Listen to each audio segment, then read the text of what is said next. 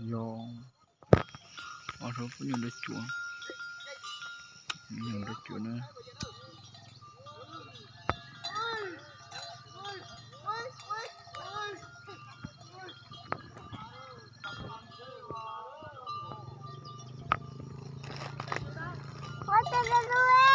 Vô cửa ơi.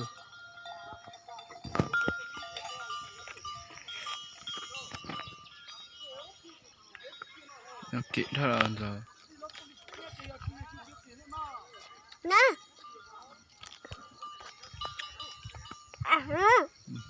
Tôi nói chứ. Nó ơi. Hay à? Nè. Hay à? Nè. Ồ. Con. Mà. Cái kẹo mình tớ.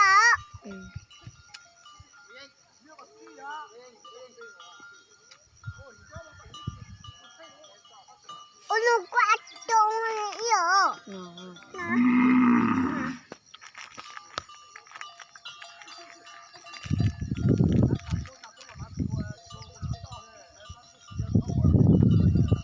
Cái cánh của này ở đâu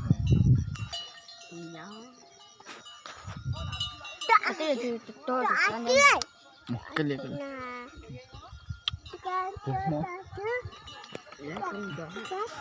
trộm nhổ nát.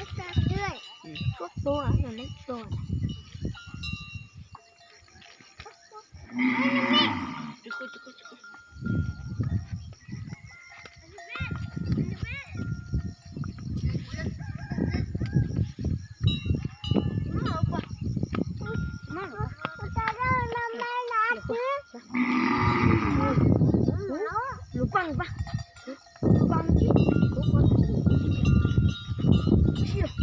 Chiều tụi tao nè, ta ảnh nhiều đường cho chín này mà phản nó nè.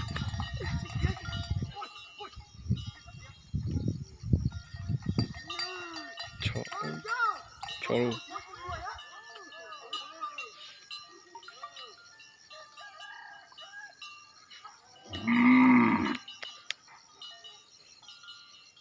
Kệ thở đâu.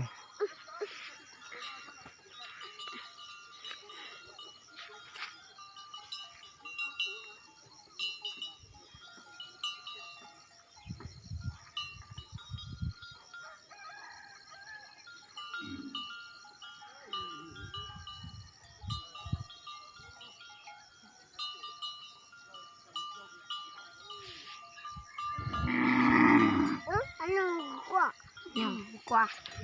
Nó là cái kẹo.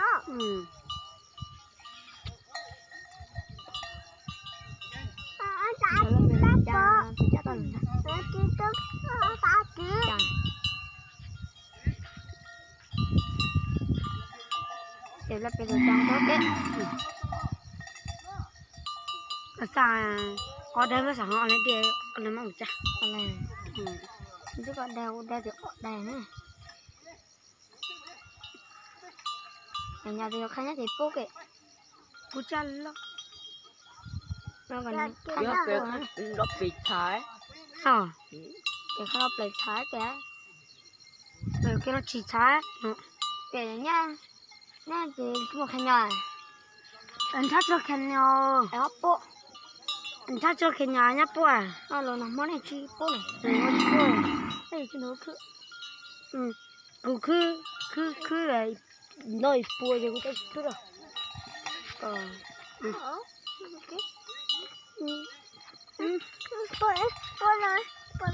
Bùa gì? Bùa tập cái giấy. À, giấy ra. Nó nằm chịu tụt phá. Nó bây giờ nữa. Thế. Bây giờ. Ba. Cốc ba. Ra.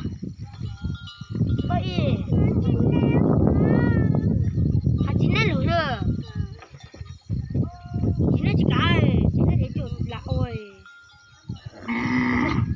Nó buông một tờ chiếc kìa.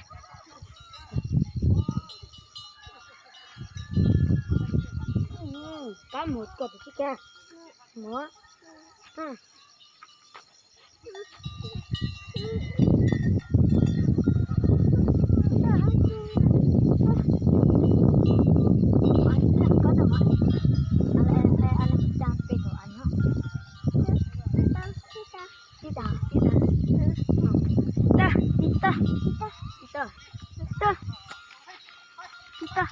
Tapi cái mùa ta là biết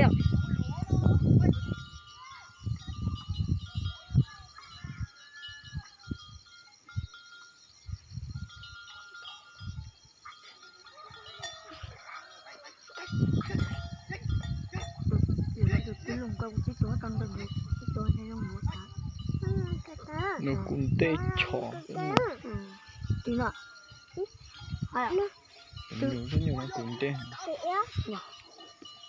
giờ mà cái nhiều ra cho cũng tê vật trò thì nó như này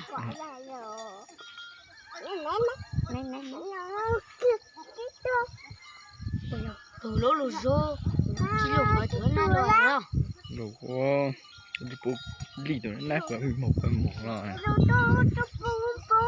nó là ta lì rồi á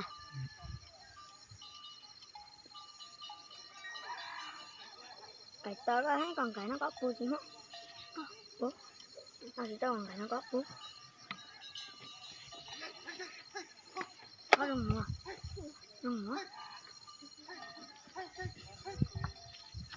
nhưng mà nó phải lì nữa giờ chỉ á nó rồi ít chỉ nó hay nhiều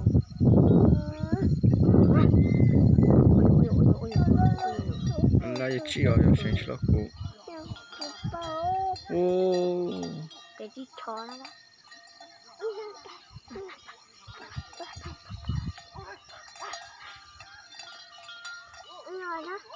tư à ừ chưa phải chưa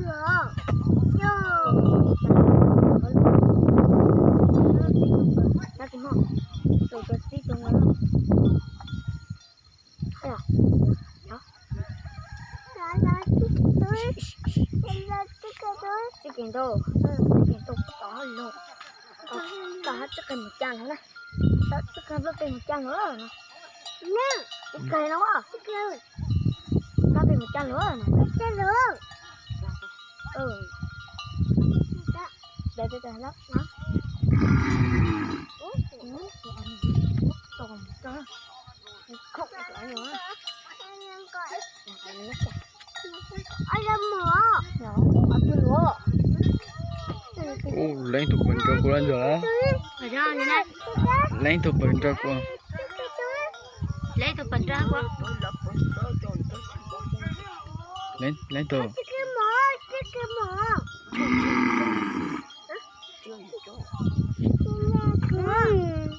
cho tôi nó chúng mày được chồng coi được cô lại được lo ta nó ta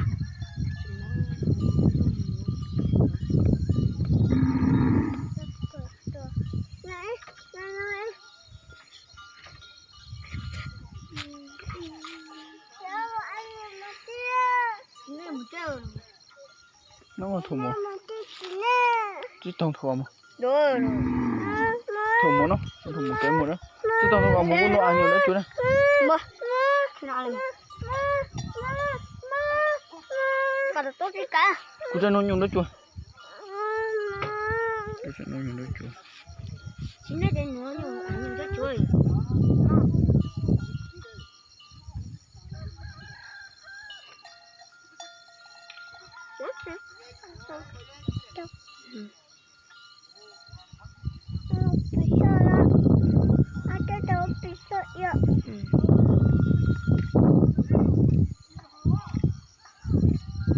chân phải lệ mà này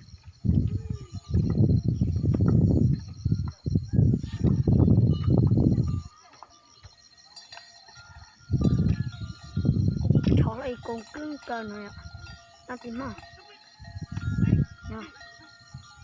nó ủa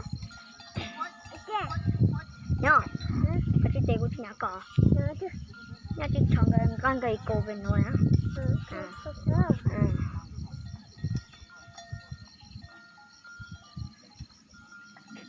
ủa là tụt nhỏ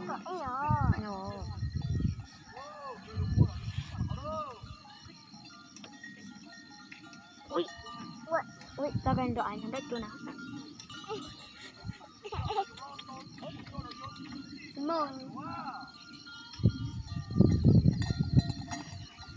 anh nó đất chỗ nào nó khác nào ui chồng gầy cổ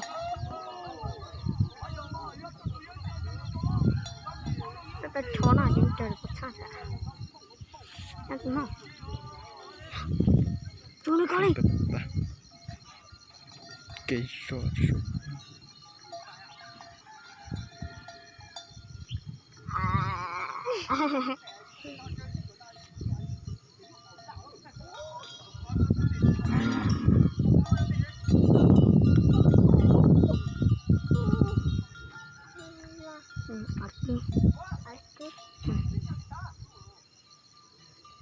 nó ăn đi hả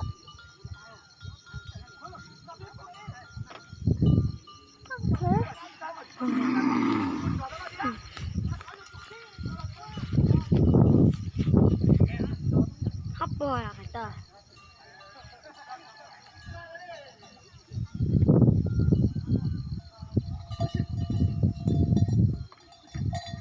yo cứ luôn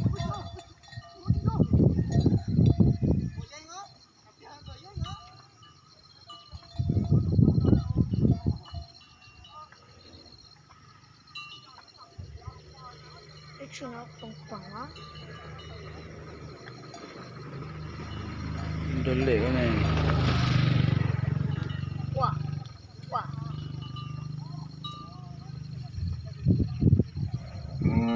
ô chuyện này cũng màu thôi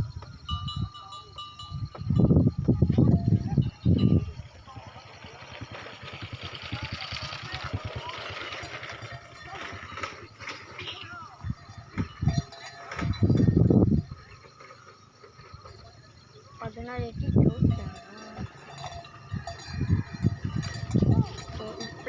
sẵn cái thế thì mà trò thì mình chơi ra trong mỗi hả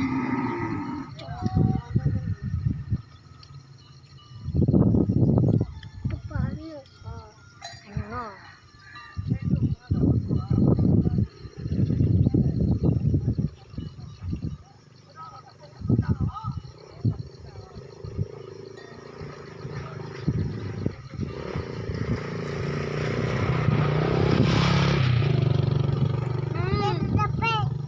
lagi no sampai iya yo makro yo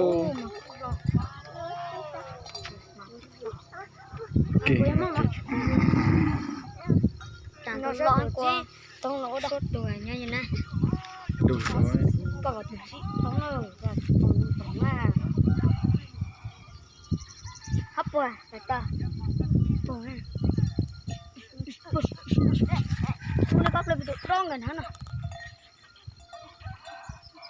một cái món cái gì nữa nè nó chơi cái gì nữa ha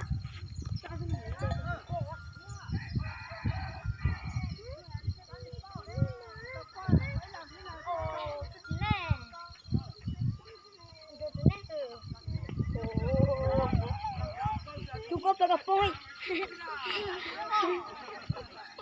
muốn nào mà tổ bí cho làm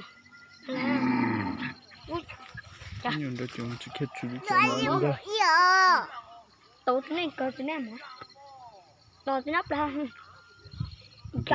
kilo cho con một bên nó ta này một ta đó một ta mua nó đó chưa con đeo mày mình đó mới mà anh ơi cái chỗ nó một cái nó nói ôi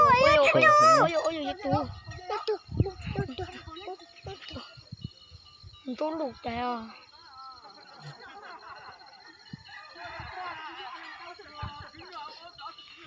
con nhon đâu anh nhon đâu con nhon Thật biết không? Một cái nó nó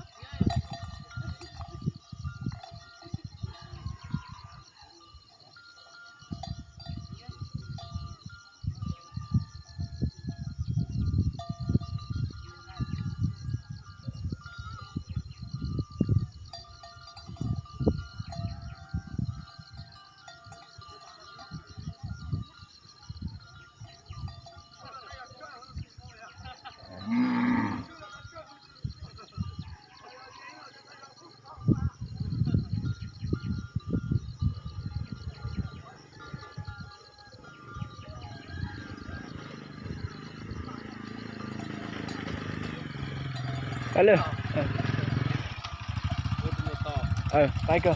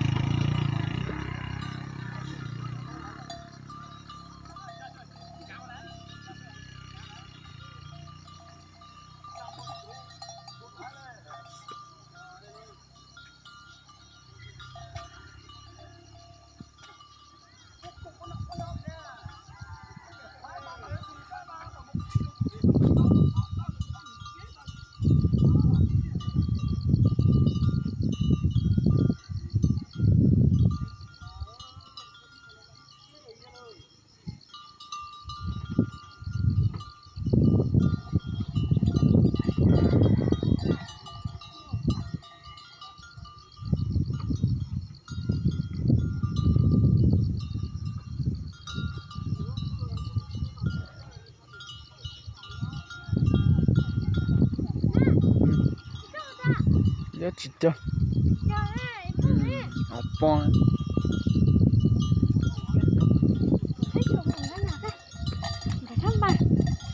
Vô.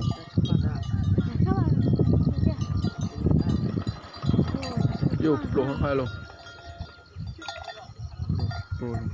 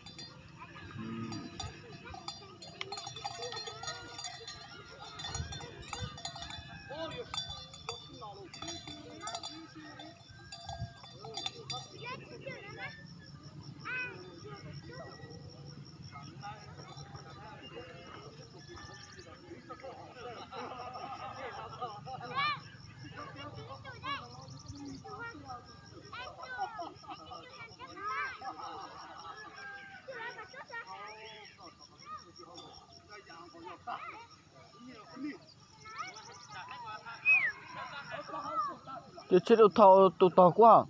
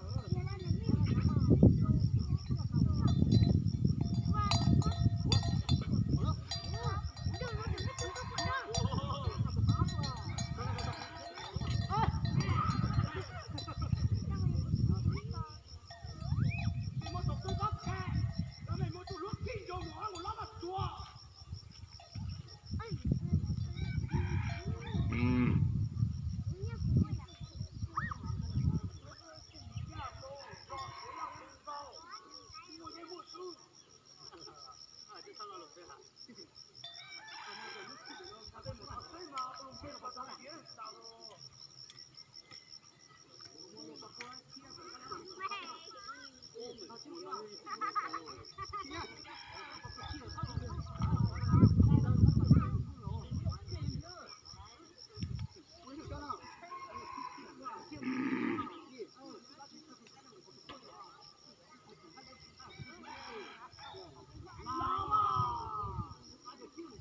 subscribe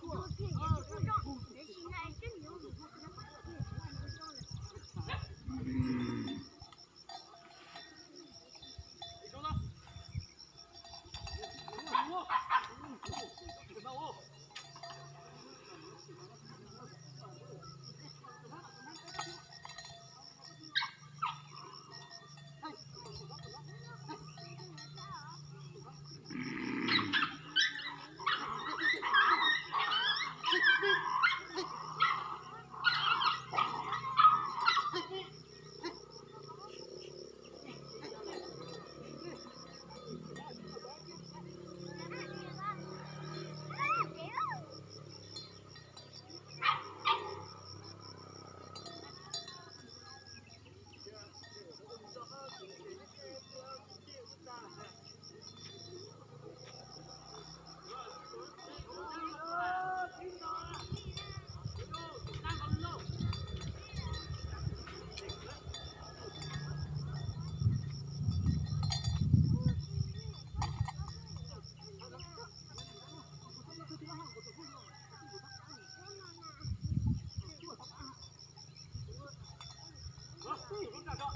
Ghiền Mì Gõ